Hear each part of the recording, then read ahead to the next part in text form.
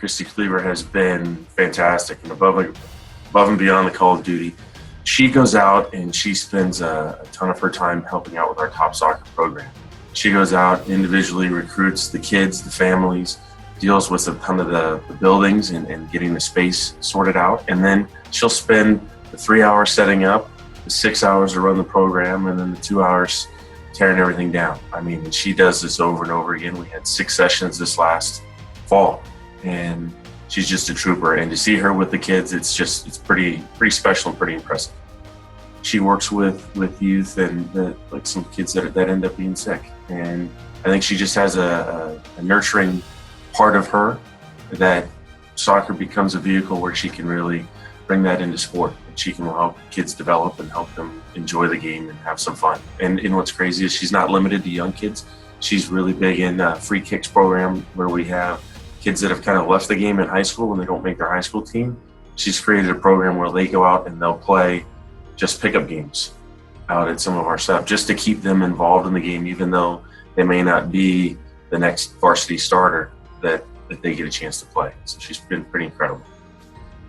I really think she's really put the volunteer back in volunteerism for the state. You know, as so much of it becomes pay to play, you know, it's harder and harder to find people that are invested just for the love of it. And I think her motivations, and I think what she's done with Top Soccer, but she's also started a Special Olympic League where we worked with some schools and we had the kids involved in the Special Olympics, you know, for 4 or 5 of those schools in their own league in the fall.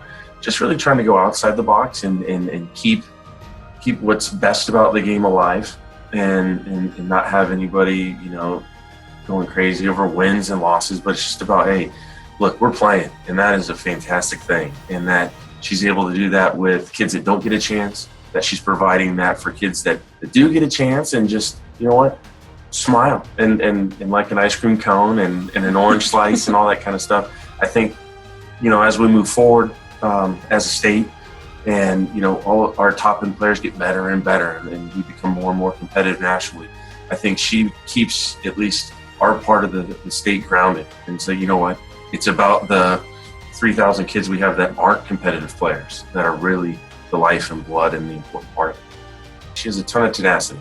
She doesn't take no for an answer. And I think sometimes that, you know, she gets after myself and some of our staff. She's like, hey, this is important in keeping us grounded, and I really appreciate that. And I think, again, her unwillingness to hear the word no is what makes her different. It makes her special, and I think it really makes a huge difference for all of us.